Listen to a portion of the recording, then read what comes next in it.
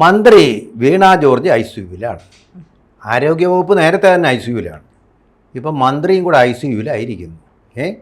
മന്ത്രിക്ക് ICUവിൽ പോകണമെങ്കിൽ പ്രത്യേകിച്ച് രോഗമൊന്നുമില്ല. എല്ലാ പ്രാവശ്യവും മെഡിക്കൽ ചെക്കപ്പ്, സർവീസ് ചെക്കപ്പ് ഒക്കെ നടത്താറുള്ളതാണ് സർക്കാർ ചെലവിൽ തന്നെ. പെട്ടെന്ന് ICUവിൽ പോകാൻ എന്താണ് കാരണം? പെട്ടെന്ന് മന്ത്രി വീണ ജോർജ് ICUവിൽ പോകാനുള്ള കാരണം മന്ത്രിയെ KSU പ്രവർത്തകർ ആക്രമിച്ചു.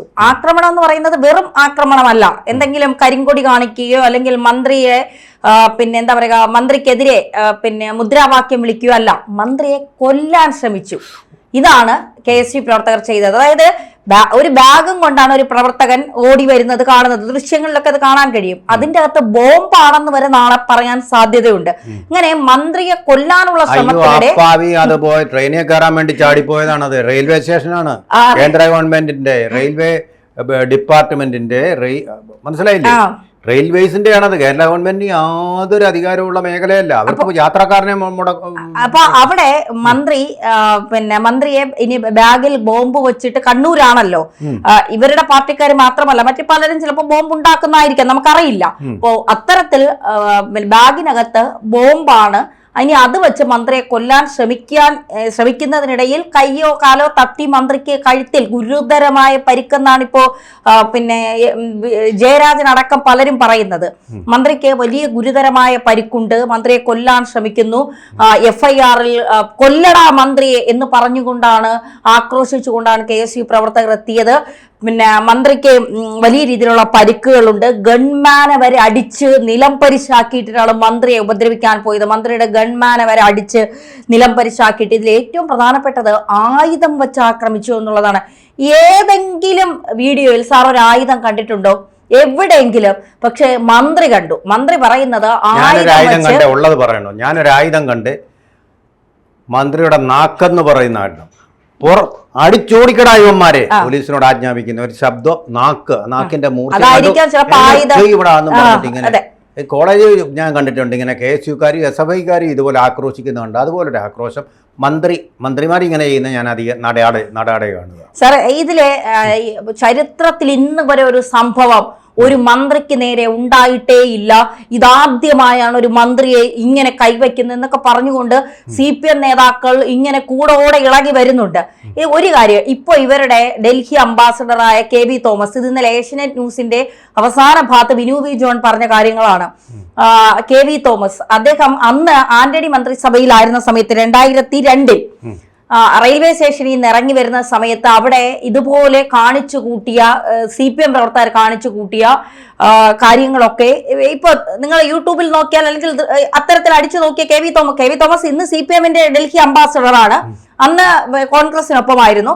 നോക്കിയാൽ കാണാൻ കഴിയും.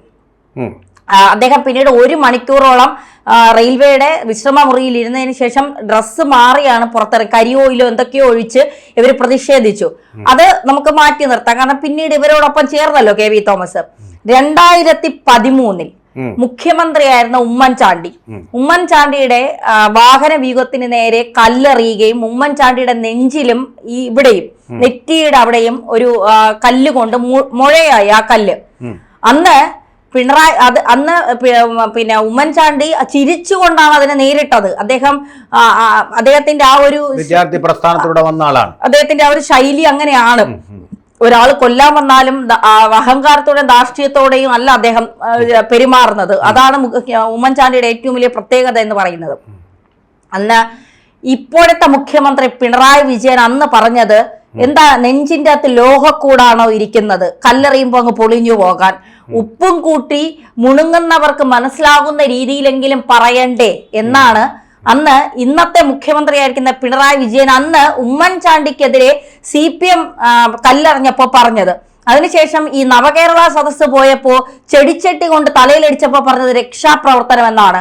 മഹാരാജാസ് കോളേജിലെ ഒരു പ്രിൻസിപ്പലിനെ കുഴിമാടമൊരുക്കി, ബീന എന്നാണെന്ന് തോന്നുന്നു അവരുടെ പേര്, എനിക്ക് ഓർമ്മയില്ല, കുഴിമാടമൊരുക്കി റീത്ത് വെച്ചത് ചരിത്രത്തിൽ ആദ്യത്തെ സംഭവമാണ്. ഈ അടുത്ത സമയത്ത്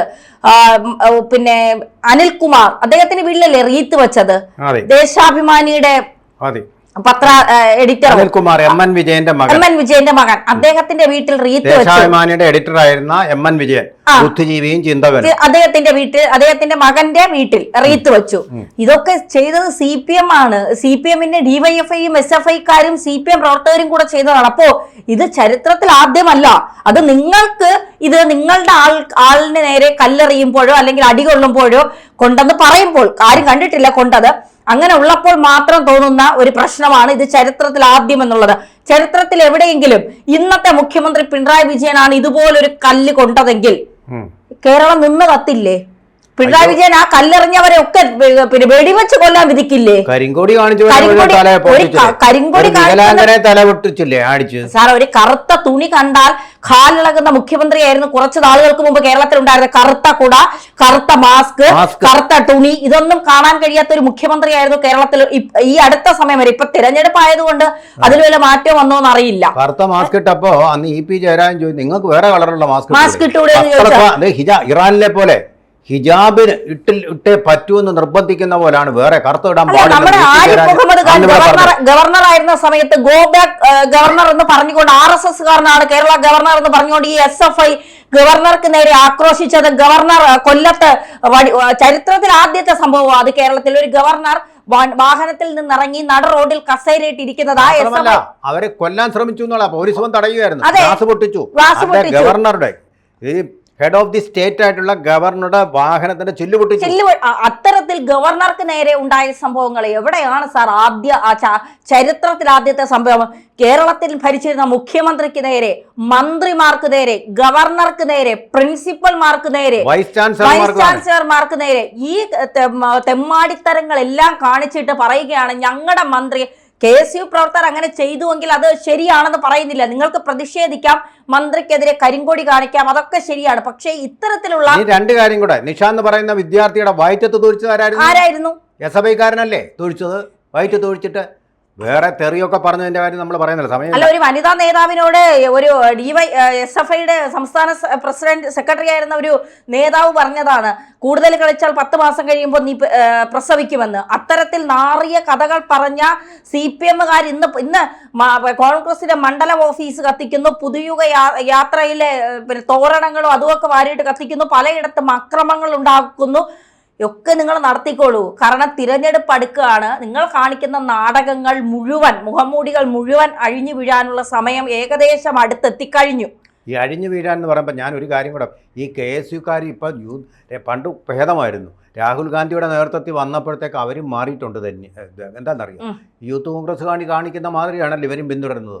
ലോകത്തിന് 86 രാജ്യങ്ങൾ ഇന്ത്യയെ അംഗീകരിച്ച 186 രാജ്യങ്ങൾ ഇന്ത്യയുടെ പ്രമേയത്തെ അംഗീകരിച്ച AI സബ്മിറ്റ് കോൺക്ലേവ് നടന്നല്ലോ ഡൽഹിയിൽ.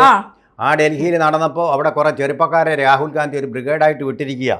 എന്നിട്ട് അവർ വന്നിട്ട് പിടിച്ചു നഗ്ന ശരീരമായിട്ട് അർത്ഥനഗ്നരായിട്ട് അവിടെ നടന്നു, നാണമില്ലാതെ. ആ പാരമ്പര്യം പേരുന്നവരാണ് ഇന്നത്തെ KSUക്കാർ. ഇനിയിപ്പോൾ അടുത്ത പരിപാടി എന്താണെന്ന് അറിയാം, പാർലമെന്റിൽ പോയിട്ട് ഇപ്പോൾ അന്നേരം ബനിയനും ഷർട്ട് കഴിച്ചോളൂ, ഇനി പോയി പാൻറ് ഉരിയുക. അവിടെ പോയിട്ട് പ്രിയങ്ക ഗാന്ധിയുടെ ബ്രിഗേഡിന്റെ നേതൃത്വത്തിൽ നമ്മുടെ അഭിമാനമായി ഇപ്പോൾ ഇസ്രായേലിലുള്ള നമ്മുടെ പ്രധാനമന്ത്രി, ഇസ്രായേൽ തന്നെ രോമാഞ്ചം കൊണ്ടത് കോരിത്തരിച്ചു അദ്ദേഹത്തിൻ്റെ സാന്നിധ്യം കൊണ്ട്. ഈ ലോകം മുഴുവൻ ധരിപ്പിച്ച ലോകത്തിൽ ഏറ്റവും കൂടുതൽ 100 മില്യനായി ഇൻസ്റ്റാഗ്രാമിലെ അദ്ദേഹത്തിൻ്റെ ലൈക്കുകൾ. അതായത് ഡൊണാൾഡ് ട്രംപിൻ്റെ ഇരട്ടി. നമ്മുടെ അഭിമാനമായ പ്രധാനമന്ത്രിയുടെ മുമ്പിൽ അർത്ഥനഗ്നരായിരിക്കാൻ വേണ്ടിയിട്ട് പ്രിയങ്ക ഗാന്ധി വനിതാ MP മാരെ ആഹ്വാനം ചെയ്തില്ലേ?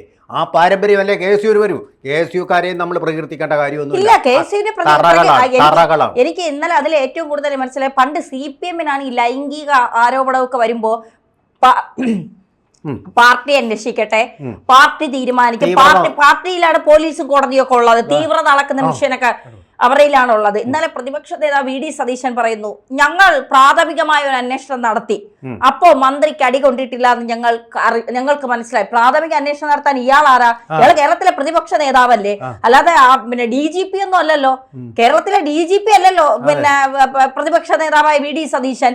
VD സതീശൻ ജമാഅത്തെ ഇസ്ലാമിയോട് എന്ന് കൂടിയോ അന്ന് KSUക്കാരും ആ ആശയം പിന്തുടർന്ന് അവരും അക്രമ രാഷ്ട്രീയത്തിലോട്ട് ഇറങ്ങി. അതെ, തീവ്രവാദ രാഷ്ട്രീയത്തിലോട്ട് ഇറങ്ങി എന്ന് മാത്രം പറഞ്ഞാൽ മതി. ഇനി മറ്റൊരു കാര്യം കൂടി പറഞ്ഞ് അവസാനിപ്പിക്കാം.